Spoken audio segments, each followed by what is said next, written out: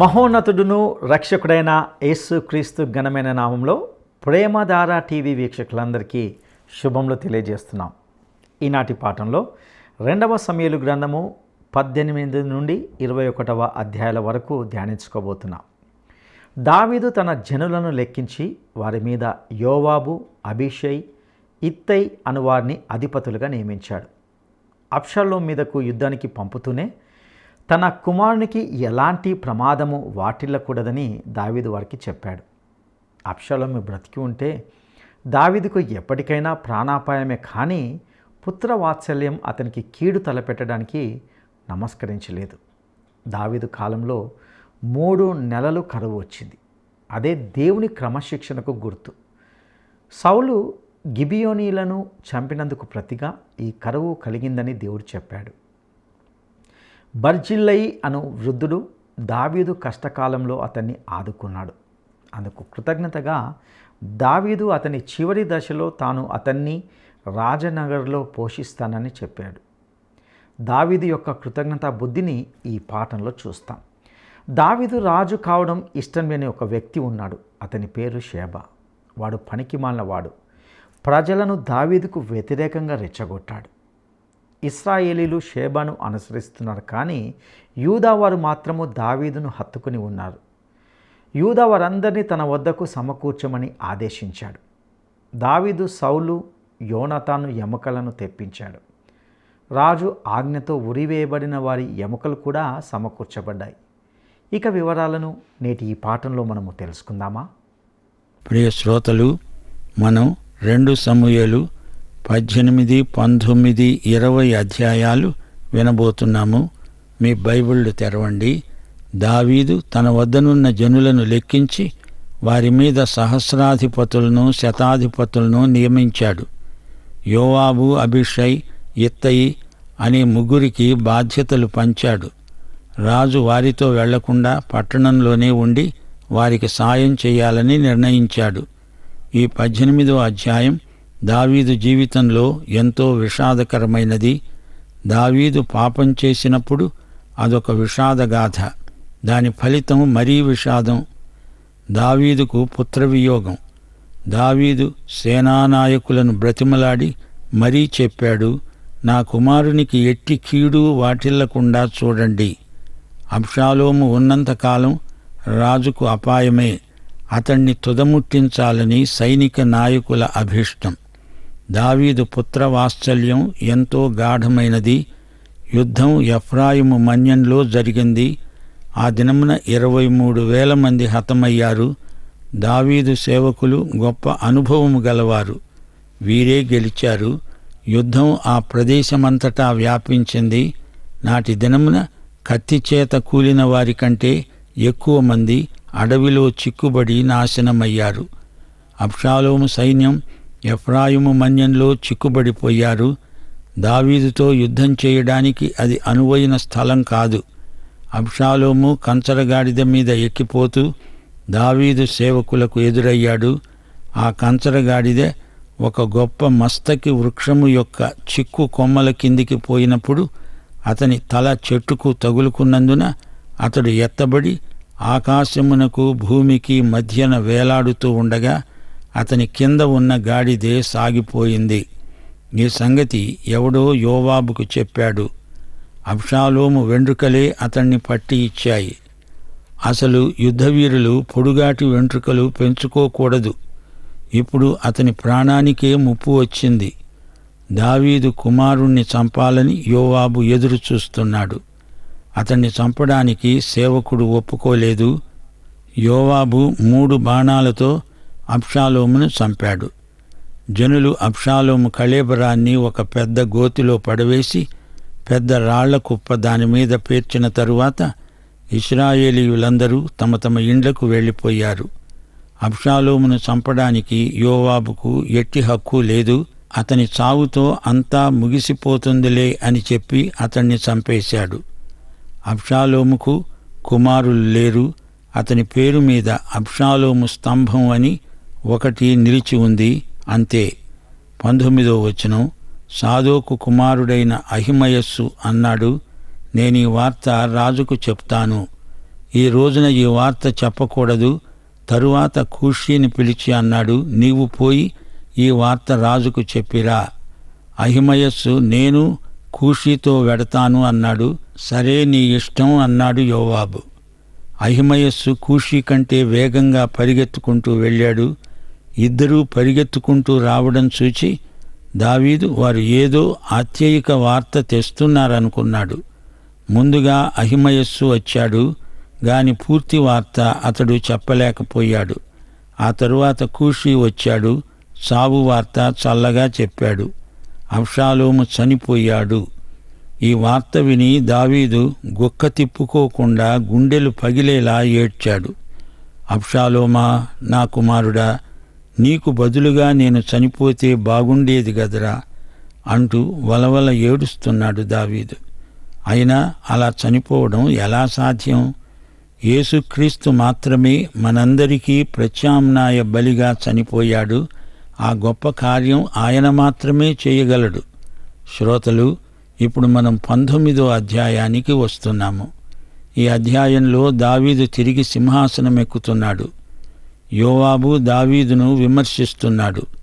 Bathsheba కన్న మొదటి కొడుకు పసివాడు చనిపోయినప్పుడు దావీదు దేవాలయానికి వెళ్ళి దేవునికి స్తోత్రం సమర్పించాడు. ఏడవలేదే?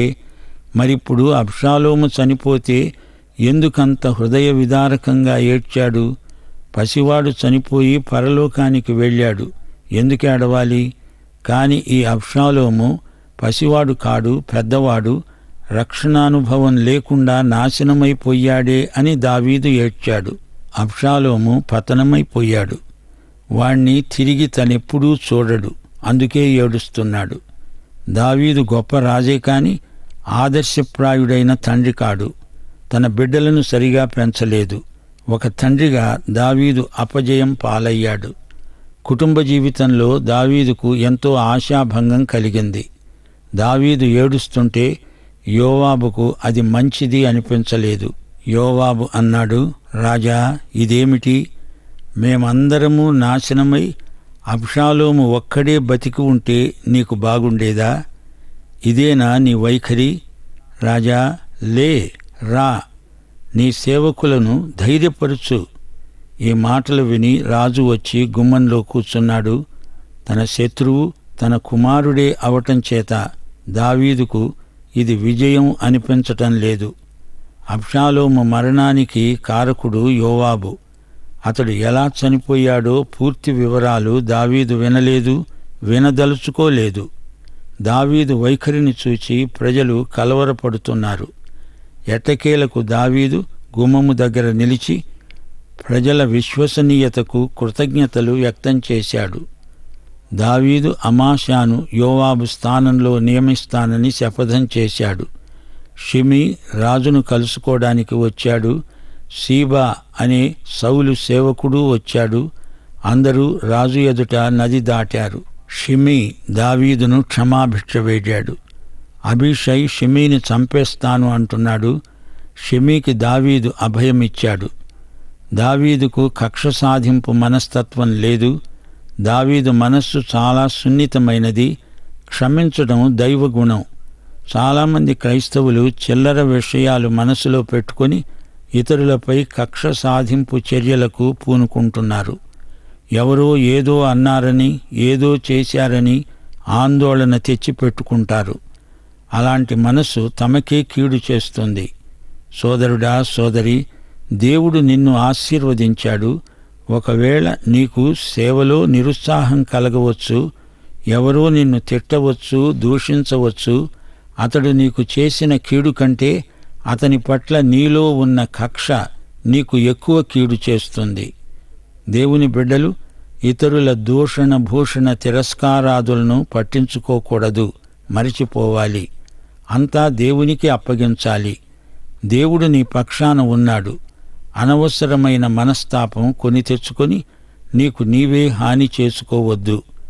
పరిస్థితులను లెక్క చేయకు, వాటికి పైగా ఉండి జీవించు. 2 సమూయేలు 19వ అధ్యాయం 24వ వచనం. సౌలు కుమారుడైన మెఫీబోషెతు రాజును కలుసుకునేటందుకు వచ్చాడు. దావీదు రాజు పారిపోయిన రోజు మొదలుకొని ఆయన క్షేమముగా తిరిగి వచ్చిన రోజు వరకు మెఫీబోషెతు కాళ్ళు కడుక్కోలేదు, గడ్డం కత్తిరించుకోలేదు, బట్టలు ఉతుక్కోలేదు. అతడు దావీదును ఎంతో అభిమానించాడు, గౌరవించాడు, ఘనపరిచాడు. మెఫీబోషెతు విశ్వసనీయుడు. ఇన్ని రోజులు ఉపవాస ప్రార్థనలు చేస్తున్నాడు. మెఫీబోషెతు లాంటి ప్రార్థన వీరులు ఈ రోజున మనకు కావాలి. రాజు మెఫీబోషెతును చూచి అన్నాడు, నువ్వు నాతో అప్పుడే ఎందుకు రాలేదు? అతడన్నాడు, నా ఏలినవాడా, నేను కుంటివాణ్ణి, నా పనివాడు నన్ను మోసగించాడు. సీబా నా గురించి నీకు చాడీలు అబద్ధాలు చెప్పాడు. అయితే నువ్వు దేవదూత లాంటి వాడివి. నీ దృష్టికి ఏది అనుకూలమో అదే చెయ్యి. శ్రోతలు గమనించండి, మెఫీబోషెతు దీన మనస్కుడు, కుంటివాడే గాని అతని మనస్సు కుంటిది కాదు. అతడు మానసిక వికలాంగుడు కాడు, బుద్ధిమంతుడు. 31వ వచనం, బర్జిల్లయి అనేవాడు రాజుతో నది దాటాడు. బర్జిల్లయి 80 సంవత్సరముల వయస్సు గలవాడు. రాజు బర్జిల్లయిని తనతో రమ్మన్నాడు. అతడన్నాడు, రాజా, నేను ఎన్ని దినాలు బ్రతుకుతాను? ఇంత పెద్దవాణ్ణి అయిపోయాను. సుఖదుఖములకు ఉన్న భేదమును నేను గుర్తించగలనా? నీ దాసుడనైన నేను నీకు భారంగా ఎందుకుండాలి? నేను నా ఊళ్ళోనే ఉండి ప్రశాంతంగా చనిపోతాను, సెలవీయండి. కింహామును మీతో రానియండి. బర్జిల్లయి అడిగినట్లే దావీదు చేశాడు. పరిశుద్ధ దేవా స్తుతింతును, స్తోత్రార్హుడా నిన్నే ప్రణుతింతును. పరిశుద్ధ దేవా స్తుతింతును, స్తోత్రార్హుడా నిన్నే ప్రణుతింతును. ఆరాధన ఆరాధన ఆరాధన ఆరాధన ఆరాధన ఆరాధన ఆరాధన ఆరాధన.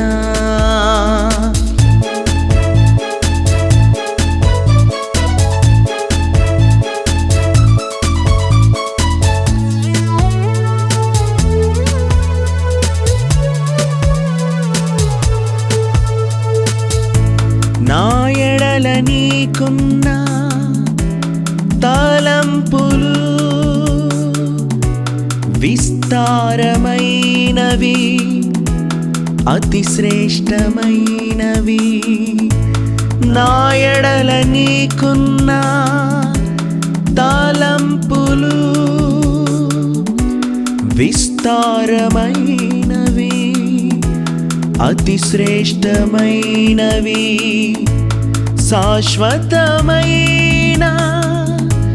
కృప చూపినావు, నీ ప్రేమ ఎంత అతి మధురము.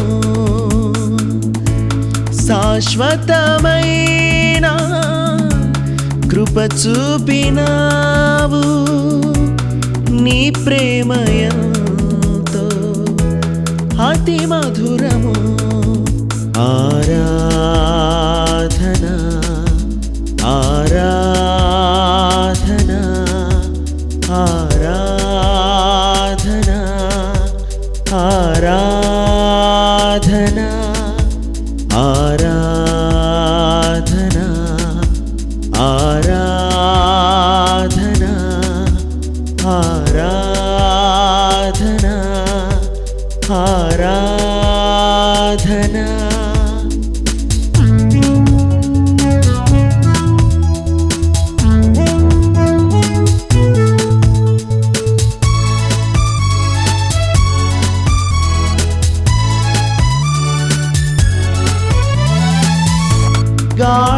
గాఢాంధకారములో నేనున్నప్పుడు నీ బాహువే నన్ను రక్షించెను. గాఢాంధకారములో నేనున్నప్పుడు నీ బాహువే నన్ను రక్షించెను.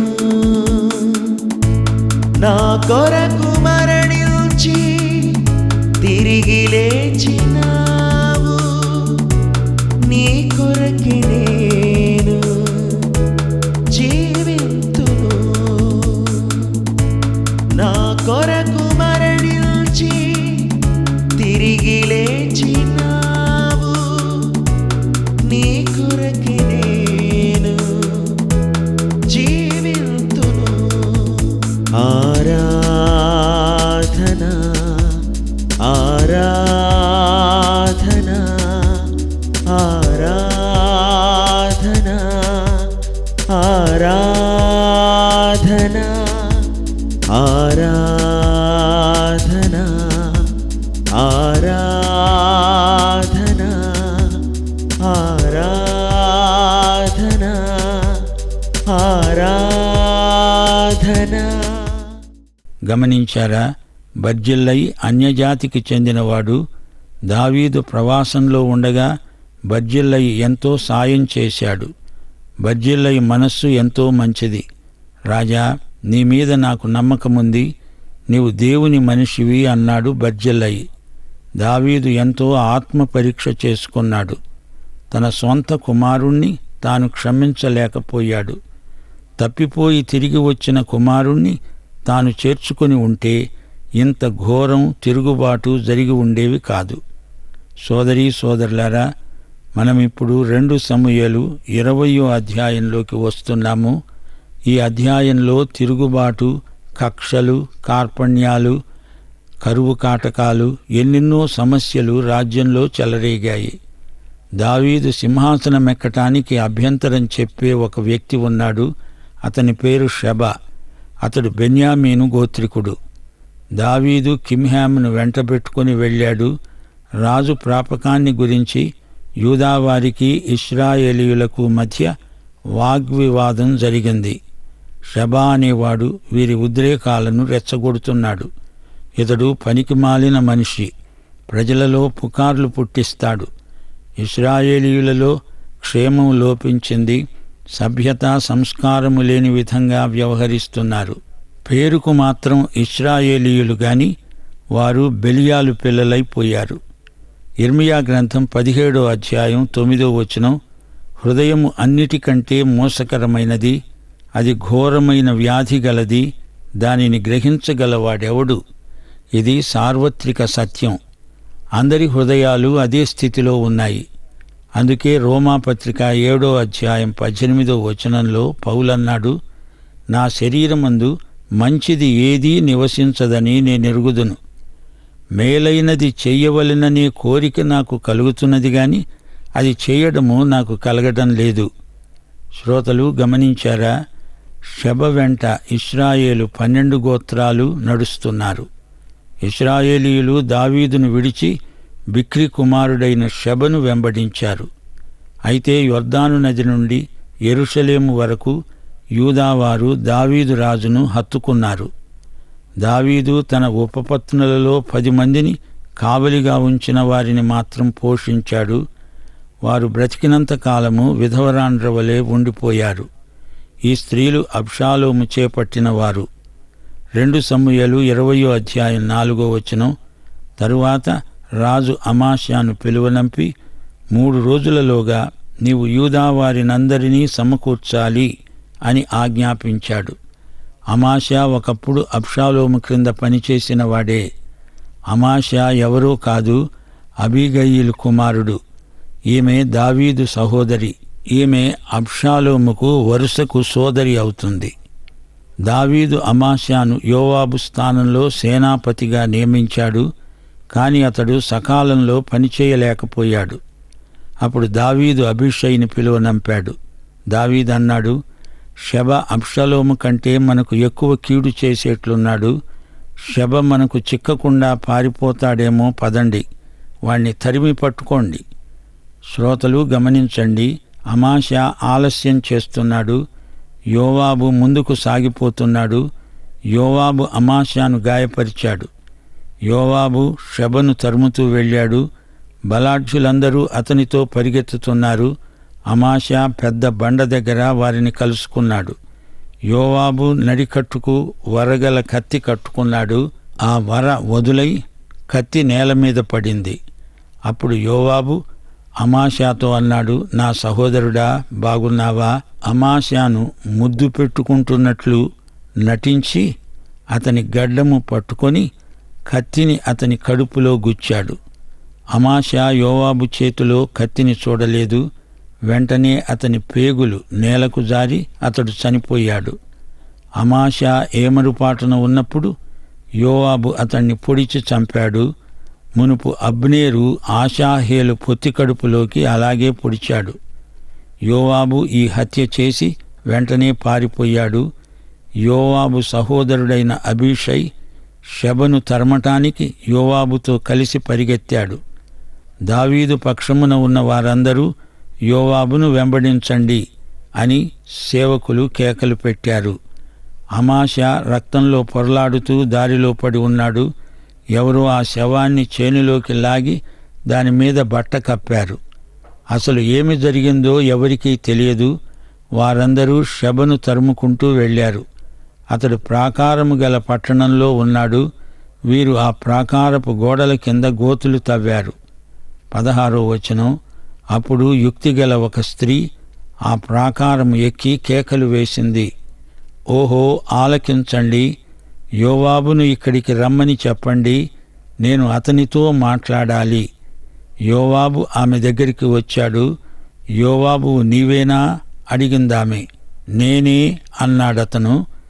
నీ దాసురాలిని నీతో మాట్లాడవచ్చా అడిగిందామె. 18వ వచనం. ఆమె అన్నది, పూర్వకాలమున జనులు ఆబేలునందు సంగతి విచారించాలి అని వాడుకగా చెప్పుకునేవారు. అలాగున చేసే నేను ఎంతో యథార్థవంతురాలిని, నిమ్మళస్తురాలిని.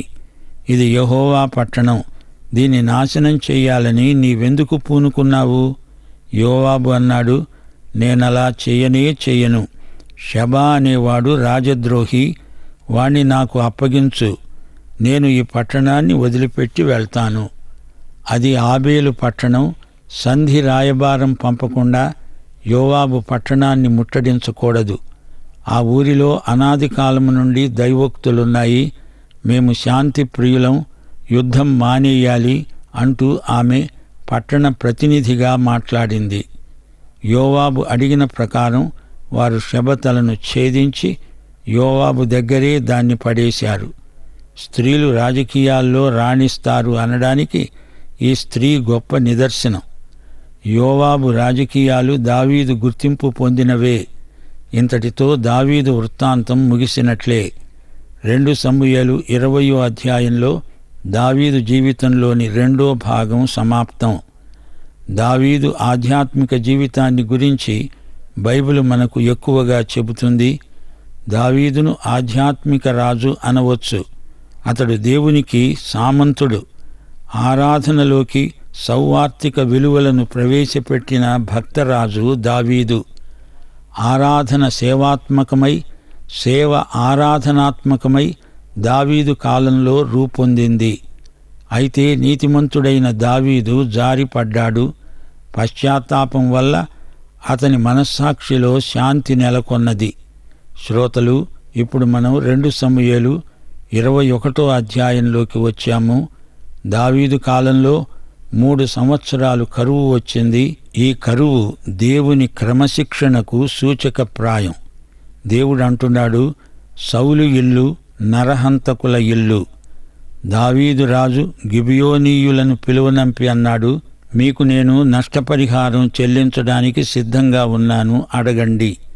వారన్నారు, మాకు కీడు తలపెట్టిన సౌలు రాజు యొక్క 7 కుమారులను మాకు అప్పగించు, అదే నష్టపరిహారం.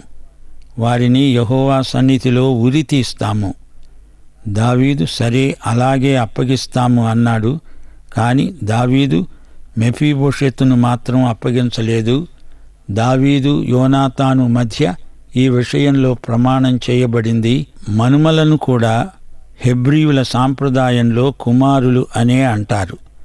రిస్పా అనే స్త్రీ 6 నెలలు జాగరణ చేసి వర్షం ఆ శవాల మీద పడే వరకు ఆమె అలా అంగలార్చింది. ఈ సంగతి దావీదు విన్నాడు. ఈ రిస్పా ఎవరు? సౌలు ఉపపత్ని అయిన అయ్యా కుమార్తె. సేలా అనే చోట దావీదు సౌలు పిల్లల ఎముకలను తెచ్చి సమాధి చేశాడు. 2 సమూయేలు 21వ అధ్యాయం ఇదే సత్యాన్ని వెల్లడి చేస్తున్నది. దావీదు యుద్ధాలు చేసి వృద్ధుడైపోయాడు. 20వ వచనంలో మరో యుద్ధం. ఇది గాతు దగ్గర జరిగింది. అతని చేతి వేళ్ళు 12, కాలివేళ్లు 12. ఈ విధంగా రెఫాయీయుల సంతతి వారు దావీదు వలన అతని సేవకుల వలన హతులయ్యారు. దావీదు గొల్యాతును చంపినప్పుడు 5 రాళ్లు ఏరుకున్నాడు.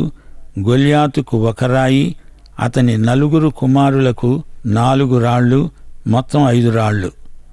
ఇంతటితో దావీదు యుద్ధ చరిత్ర ముగిసింది. పాఠం ఇంతటితో సమాప్తం. ప్రభు అయిన యేసుక్రీస్తు వారి దివ్యకృప, తండ్రి అయిన దేవుని ప్రేమ, పరిశుద్ధాత్మ యొక్క అన్యోన్య సహవాసము మనకు సదాకాలము తోడై ఉండునుగాక.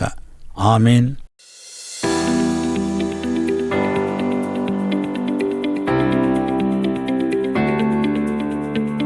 అబిషాలోము మస్తకి వృక్షంనకు వ్రేలాడుచున్నప్పుడు అతన్ని చంపినది ఎవరు?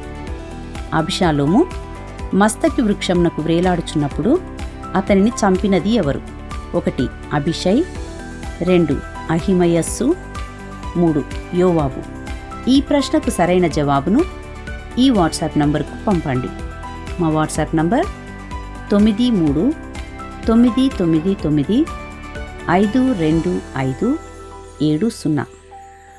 ప్రియులరా, ఇంతవరకు మనము 2వ సమూయేలు గ్రంథము 18 నుండి 21వ అధ్యాయం వరకు కొన్ని శ్రేష్టమైన విషయాలను ధ్యానించి తెలుసుకుని ఉన్నాం. 18వ అధ్యాయము దావీదు జీవితంలో విషాదకరమైనది. అతడు పాపం చేసినప్పుడు దాని ఫలితం ఎంతో ఘోరంగా ఉండింది. దావీదు గొప్ప రాజే కానీ ఆదర్శప్రాయుడైన తండ్రి మాత్రం కాదు. తన బిడ్డలను సరిగా పెంచలేదు. కుటుంబ జీవితంలో దావీదుకు ఎంతో ఆశాభంగం కలిగింది. అయితే దావీదు మరికొన్ని విషయంలో మాత్రము మాదిరికరంగా ఉన్నాడు. దావీదు యొక్క కృతజ్ఞతా బుద్ధి ఈ పాఠాల్లో గమనించాం. దావీదుకు కక్ష సాధింపు మనసు లేదు. అతని మనసు చాలా సున్నితమైనది. షిమీ అనే వ్యక్తిని క్షమించడం అనేది దైవిక లక్షణం. ప్రారంభంలో తన స్వంత కుమారుణ్ణి క్షమించలేకపోయాడు కాబట్టి తీవ్రమైన తిరుగుబాటును ఎదుర్కోవాల్సి వచ్చింది. ఒకప్పుడు దావీదు పాపంలో జారిపడ్డాడు. అయితే తిరిగి పశ్చాత్తాప్తుడైనప్పుడు అతని మనస్సాక్షిలో శాంతి నెలకొన్నది. దావీదు జీవితంలో ఎన్నో అనుభవాలు మనకు గొప్ప పాఠాలను నేర్పిస్తున్నాయి. వాటి ద్వారా మన జీవితాలను సరిచేసుకోవడానికి పరిశుద్ధాత్మ దేవుడు మనకు సహాయం చేయనుగాక. దైవాశీస్సులు.